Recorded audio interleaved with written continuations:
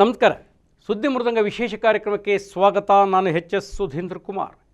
ಎರಡು ವಿಷಯಗಳನ್ನು ನಿಮ್ಮ ಗಮನಕ್ಕೆ ತರುವಂತಹ ವಿಶೇಷ ಕಾರ್ಯಕ್ರಮ. ಮೊದಲನೇದಾಗಿ, ಕೆಂಗೇರಿ ರೈಲ್ವೆ ಗೇಟಿಗೆ ಮುಕ್ತಿ ಇಲ್ಲ, ಬಿಜೆಪಿಗರ ತೀವ್ರ ನಿರ್ಲಕ್ಷ್ಯ. ಕೆಂಗೇರಿಯಲ್ಲಿ ಯಶಸ್ವಿಯಾಗಿ ನಡೆದ ಸರ್ವಧರ್ಮ ಸಮ್ಮೇಳನ. ಈ ಎರಡು ವಿಚಾರಗಳನ್ನು ನಿಮ್ಮ ಗಮನಕ್ಕೆ ತರುವ ಪ್ರಯತ್ನವೇ ಇವತ್ತಿನ ಈ ವಿಶೇಷ ಕಾರ್ಯಕ್ರಮ. ಮೊದಲನೇದಾಗಿ, ಕೆಂಗೇರಿ ಉಪನಗರಕ್ಕೆ ಬರುವಂತಹ ರೈಲ್ವೆ ಗೇಟ್, ಅಂದರೆ RV ಕಾಲೇಜ್ ಸಮೀಪದಲ್ಲಿ ಇರತಕ್ಕಂತಹ ರೈಲ್ವೆ ಗೇಟಿನ ಸಮಸ್ಯೆ ಇವತ್ತಿನದಲ್ಲ. ಉಪನಗರ ಆರಂಭವಾದಾಗಿನಿಂದಲೂ ಸಮಸ್ಯೆ ಇದೆ. ಇದೀಗ ಅತಿ ಹೆಚ್ಚು ಸಮಸ್ಯೆಯನ್ನು ಅನುಭವಿಸಲಾಗ್ತಾ ಇದೆ. ಆ ರೈಲ್ವೆ ಗೇಟಿಗೆ ಮುಕ್ತಿಯನ್ನು ಕಾಣಿಸ್ಬೇಕು ಅಂಥೇಳಿ 10 ಬಾರಿ ಚರ್ಚೆ, 10 ಬಾರಿ ಹೋರಾಟ ಆಗಿದೆ. ಮುಖ್ಯವಾಗಿ ಭಾರತೀಯ ಜನತಾ ಪಕ್ಷದ ಆಡಳಿತಾರೂಢ ಸಚಿವರ ತೀವ್ರ ನಿರ್ಲಕ್ಷ್ಯ ಸಾರ್ವಜನಿಕರ ಆಕ್ರೋಶಕ್ಕೆ ಅವಕಾಶವಾಗ್ತಾ ಇದೆ. ಯಾಕೆ ಹೀಗೆ? ಕೇವಲ ಭಾಷಣಕ್ಕೆ ಮಾತ್ರ ಈ ಬಿಜೆಪಿಗರು ಸೀಮಿತವಾ ಅನ್ನುವಷ್ಟರ ಮಟ್ಟಿಗೆ ಜನ ಕ್ಯಾಕರಿಸಿ ಉಗಿಬೇಕಾ ಅನ್ನುವಂಥ ಮಾತುಗಳನ್ನು ಆಡ್ತಾ ಇದ್ದಾರೆ. ಇನ್ನು ಉಗಿಲಿಕ್ಕೆ ಆರಂಭವಾಗಿಲ್ಲ. RV ಕಾಲೇಜಿಂದ ಕೆಂಗೇರಿ ಉಪನಗರಕ್ಕೆ ಬರುವಂತಹ ರೈಲ್ವೆ ಗೇಟ್ ಅಂಡರ್ ಪಾಸ್ ಆಗಬೇಕು, ಓವರ್ ಬ್ರಿಡ್ಜ್ ಆಗಬೇಕು, ಈ ರೀತಿಯ ಚರ್ಚೆಗಳು, ಪ್ಲಾನ್ಗಳು, ಮತ್ತೊಂದು ಮುಗಿದೊಂದು ಎಲ್ಲವೂ ಆಗಿ ಹೋಯಿತು. ಅದಕ್ಕಿಂತ ಹೆಚ್ಚಾಗಿ 4 ಬಾರಿ ಗುದ್ದಲಿ ಪೂಜೆಯೂ ಆಗಿ ಹೋಯಿತು.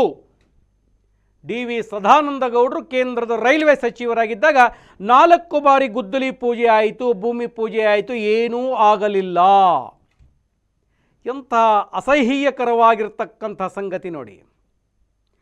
ಕೇಂದ್ರದೊಳಗೆ BJPಯ ಸರ್ಕಾರ, ಇಲ್ಲಿ ಕಾಂಗ್ರೆಸ್ಸಿನ ಸರ್ಕಾರ ಇದ್ದಾಗ ಗೊಂದಲ ಇತ್ತು ಅನ್ನುವಂಥ ಸಂದರ್ಭದೊಳಗೆ ಯಶವಂತಪುರ ವಿಧಾನಸಭಾ ಕ್ಷೇತ್ರದ ಶಾಸಕ ST ಸೋಮಶೇಖರ್ ಭಾರತೀಯ ಜನತಾ ಪಕ್ಷಕ್ಕೆ ಸೇರಿದ ಮೇಲೆ DV ಸದಾನಂದ ರೈಲ್ವೆ ಸಚಿವರಾಗಿ ಮುಂದುವರಿತಿರೋ ಸಂದರ್ಭದೊಳಗೆ ಇಬ್ಬರು ಒಟ್ಟೊಟ್ಟಿಗೆ ಅಧಿಕಾರವಿದ್ದಾಗ ರೈಲ್ವೆಯ ಗೇಟಿಗೆ ಸಂಬಂಧಪಟ್ಟಂಥ ಸಮಸ್ಯೆಯನ್ನು ಶೀಘ್ರ ಪರಿಹರಿಸಲಾಗುತ್ತದೆ ಅಂತ ಇಬ್ಬರು ಒಟ್ಟೊಟ್ಟಿಗೆ ಸುದ್ದಿ ಮೃದಂಗಕ್ಕೆ ಹೇಳಿದರು.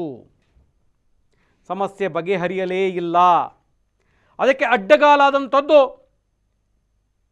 ಅಲ್ಲಿಯ ಶಾಲೆ, ಪ್ರಮುಖ ಶಾಲೆ ನ್ಯಾಷನಲ್ ಪಬ್ಲಿಕ್ ಸ್ಕೂಲ್ನ V ಸೋಮಣ್ಣನವರು ತೊಂದರೆ ಕೊಡ್ತಾ ಇದ್ದಾರೆ ಅಂತೇಳಿ ಸೋಮಶೇಖರ್ ಅವರು ಕೂಡ ಅನೇಕ ಬಾರಿ ಕಾರ್ಯಕ್ರಮಗಳಲ್ಲಿ ನೇರವಾಗಿ ಅವರ ಹೆಸರನ್ನು ಪ್ರಸ್ತಾಪವನ್ನು ಮಾಡಿದಂಥದ್ದಿದೆ. ಸಮಸ್ಯೆ ಬಗೆಹರಿತಾನೇ ಇಲ್ಲ. ಸದಾನಂದ ಗೌಡರು ಕೇಂದ್ರದ ರೈಲ್ವೆ ಸಚಿವರಾಗಿ ಅಧಿಕಾರವನ್ನು ನಡೆಸಿ ಅಧಿಕಾರದ ಕೆಳಗಿಳಿದು ಮತ್ತಿನ್ನೊಂದು ಚುನಾವಣೆಗೆ ಟಿಕೆಟ್ ಕೊಡದಂತಹ ಸ್ಥಿತಿ ನಿರ್ಮಾಣವಾದ ಮೇಲೆ ಶೋಭಾ ಕರಂದ್ಲಾಜೆ ಅವರು MP ಆದರು. ಅವರು ಕೂಡ ಸ್ಥಳ ಪರಿಶೀಲನೆಯನ್ನು ಮಾಡಿದ್ರು.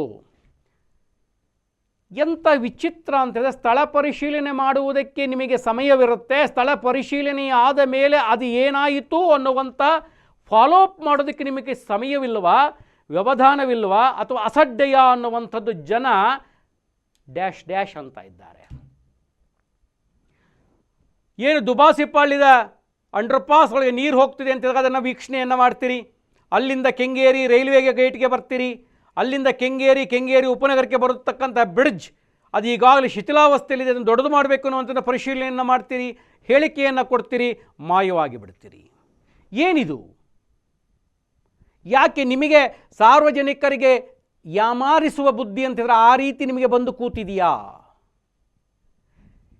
ಮೊನ್ನೆ ತಾನೇ ರಾಮೋಹಳ್ಳಿ ಹಾಗೆಯೇ ಚಳ್ಳೆಘಟ್ಟಕ್ಕೆ ಸಂಬಂಧಪಟ್ಟ ಹಾಗೆ ಕಾಮಗಾರಿಗಳ ಉದ್ಘಾಟನೆ ಆಯಿತು.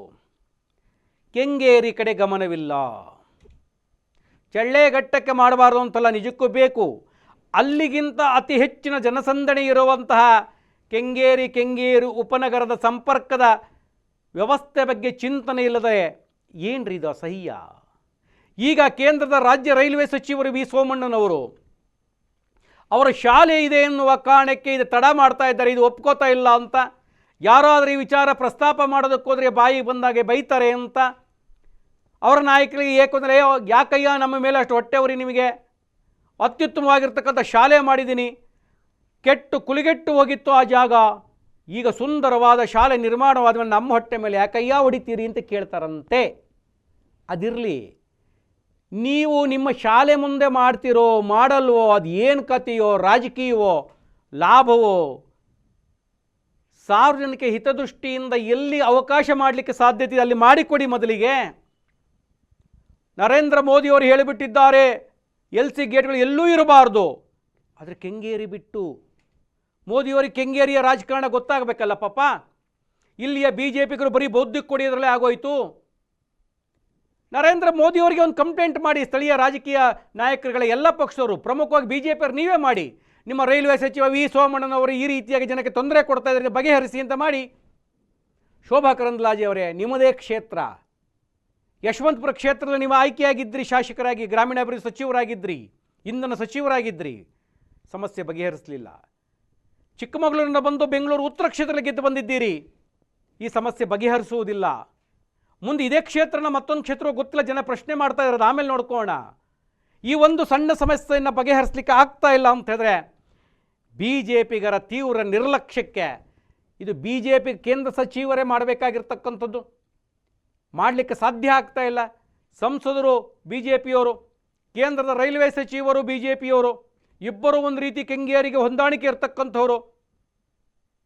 ಇನ್ನೂ ಕೂಡ ಕೆಂಗೇರಿಯ ರೈಲ್ವೆ ಗೇಟಿನ ಸಮಸ್ಯೆಯನ್ನು ಬಗೆಹರಿಸಲಾಗದ ಸ್ಥಿತಿಗೆ ನೀವೇ ಕೊಂಡೊಯ್ಯುವುದರ ಮೂಲಕವಾಗಿ ಜನರ ಕಣ್ಣಿಗೆ ಮಣ್ಣೆರಿಸ್ತಾ ಇದ್ದೀರಲ್ಲ, BJಪಿಗರಿಗೆ ನಾಚಿಕೆಯಾಗಬೇಕು. ಜನ ಛೀ ಥೂ ಅಂತ ಉಗಿಯುವಂತಹ ನೇರ ಕಾಲ ಬಂದು ಕೂತಿದೆ, ಎಚ್ಚರ ವಹಿಸಿ ಅಂಥೇಳಿ ನಿಮ್ಮ ಗಮನಕ್ಕೆ ತರ್ತಾ ಇದ್ದೇನೆ. ಇದೊಂದು ಕಡೆಗಾದರೆ ಇನ್ನೊಂದು ಸುದ್ದಿ, ಕೆಂಗೇರಿಯಲ್ಲಿ ಸರ್ವಧರ್ಮ ಸಮ್ಮೇಳನ ಅತ್ಯಂತ ಯಶಸ್ವಿಯಾಗಿ ನಡೀತು. ಸಹಜ, ಸಾಮಾನ್ಯವಾಗಿ ಧಾರ್ಮಿಕ ಕಾರ್ಯಗಳು ಅಂತ ಹೇಳಿದ್ರೆ ಸಂಖ್ಯೆ ಕಡಿಮೆ, ಯಾವತ್ತೂ ಕ್ವಾಂಟಿಟಿಯನ್ನು ಗಮನಿಸಬಾರ್ದು, ಕ್ವಾಲಿಟಿಯನ್ನು ಗಮನಿಸಬೇಕು. ಜನ ಕಡಿಮೆ ಇದ್ರಂತೆ ಅನ್ನುವುದಕ್ಕಿಂತ ಇದ್ದಂತಹ ಜನ ಆಸಕ್ತಿಯಿಂದ ಇದ್ದರು ಅನ್ನುವಂಥದ್ದು ಬಹಳ ಮುಖ್ಯವಾಗಿರ್ತಕ್ಕಂಥದ್ದು. ಅಖಿಲ ಭಾರತ ವಚನ ಸಾಹಿತ್ಯ ಮತ್ತು ಸಾಂಸ್ಕೃತಿಕ ಪರಿಷತ್ತಿನ 10ನೇ ವರ್ಷದ ವರ್ಷಾಚರಣೆ ಪ್ರಯುಕ್ತ ಕೆಂಗೇರಿಯಲ್ಲಿರ್ತಕ್ಕಂಥ ಪೂರ್ಣಿಮಾ ಪ್ಯಾಲೇಸ್ ಸಭಾಂಗಣದಲ್ಲಿ ಅದರ ದಶಮಾನೋತ್ಸವ ಮತ್ತು ಸರ್ವಧರ್ಮ ಸಮ್ಮೇಳನದ ವಿಶೇಷ ಕಾರ್ಯಕ್ರಮ ನಡೀತು. ತುಮಕೂರಿನ ಸಿದ್ಧಗಂಗಾ ಮಠದ ಶ್ರೀ ಸಿದ್ಧಲಿಂಗ ಸ್ವಾಮೀಜಿಯವರು ಭಾಗವಹಿಸಿದರು. ಅವರು ಒಂದು ಮಾತನ್ನು ಹೇಳಿದ್ರು, ದೇಶದ ಅಭಿವೃದ್ಧಿ ಆದರೆ ಸಹಜವಾಗಿ ಎಲ್ಲ ಅಭಿವೃದ್ಧಿಗಳಾಗುತ್ತೆ, ಜಾತಿ ಮತ ಧರ್ಮ ಬಿಟ್ಟು ಕೆಲಸವನ್ನು ಮಾಡಬೇಕು, ದೇಶದ ಹಿತದೃಷ್ಟಿಯನ್ನು ಕಾಯ್ದುಕೊಳ್ಳಬೇಕು, ಎಲ್ಲ ಜನಾಂಗವು ಸಹಬಾಳ್ವೆಯ ಬದುಕು ಜೀವಿಸಿ ದೇಶದ ಪ್ರಗತಿ ಸಾಧ್ಯವಾಗುತ್ತೆ ಎನ್ನುವಂಥ ಮಾತನ್ನು ಕೂಡ ಆಡಿದ್ರು. ಸಮ್ಮೇಳನದೊಳಗೆ ಹಿಂದೂ, ಕ್ರಿಶ್ಚಿಯನ್, ಮುಸ್ಲಿಂ, ಸಿಖ್ ಧರ್ಮದ ಧರ್ಮಗುರುಗಳು ಪಾಲ್ಗೊಂಡಿದ್ದರು. ಅವರು ಆಶೀರ್ವಚನವನ್ನು ಕೂಡ ನೀಡಿದರು. ದಿಂಗಾಲೇಶ್ವರ ಸ್ವಾಮೀಜಿ, ಡಾಕ್ಟರ್ ಶಿವರುದ್ರ ಸ್ವಾಮೀಜಿ, ಮೃತ್ಯುಂಜಯ ಶಿವಾಚಾರ್ಯ ಸ್ವಾಮೀಜಿ, ಸೈಯದ್ ಮಾಜುಲ್ಲಾ ಸಾಹೇಬ್ ನಾದ್ವಿ, ಡಾಕ್ಟರ್ ಮೊಹಮ್ಮದ್ ಮಸೂದ್, ಇಮ್ರಾನ್ ಸಾಹೇಬ್, ರಶೀದ್, ಹೀಗೆ ಹಲವರು ಭಾಗವಹಿಸಿದ್ರು. ಅವರವರ ಧರ್ಮದ ವಿಚಾರದಲ್ಲೂ ಕೂಡ ಹೇಳಿದಂಥದ್ದು. ಜೊತೆಗೆ ಎಲ್ಲ ಧರ್ಮಗಳು ಸಾರುವುದು ಒಂದೇ, ಶಾಂತಿ, ಸಹಬಾಳ್ವೆ, ಸಮಾನತೆ, ಇದನ್ನೇ ಹೇಳಿದಂಥದ್ದು. ಕಾರ್ಯಕ್ರಮವನ್ನು ಅತ್ಯಂತ ಅಚ್ಚುಕಟ್ಟಾಗಿ ಸಂಸ್ಥಾಪಾಧ್ಯಕ್ಷ ಎನ್ ತಿಮ್ಮಪ್ಪ, ಸಂಚಾಲಕ DV ರುದ್ರಮೂರ್ತಿಯವರು ನೆರವೇರಿಸಿದರು. ಬೆಳಗ್ಗೆಯಿಂದ ಸಂಜೆವರೆಗೂ ಹಲವಾರು ಕಾರ್ಯಕ್ರಮಗಳು ನೆರವೇರಿತು. ವಚನ ಸಾಹಿತ್ಯದ ಹಿನ್ನೆಲೆ ನಡೆದಂಥ ಈ ಕಾರ್ಯಕ್ರಮ ಸರ್ವಧರ್ಮ ಸಮ್ಮೇಳನ, ಸರ್ವಧರ್ಮದ ಗುರುಗಳು ಕೂಡ ಭಾಗವಹಿಸಿದ್ರು. ಎಲ್ಲರೂ ಕೂಡ ಉಪದೇಶವನ್ನು ಮಾಡಿದಂಥದ್ದು ವಿಶೇಷವಾಗಿರ್ತಕ್ಕಂಥ ಕಾರ್ಯಕ್ರಮ. 2 ಅಂಶಗಳ ನಿಮ್ಮ ಗಮನಕ್ಕೆ ತಂದಿದ್ದೇನೆ. ಮತ್ತೆ ವಿಶೇಷವಾದ ಸುದ್ದಿ, ವಿಶೇಷವಾದ ಮಾಹಿತಿಯನ್ನು ಹೊತ್ತು ಬರ್ತೇನೆ. ನಮಸ್ಕಾರ.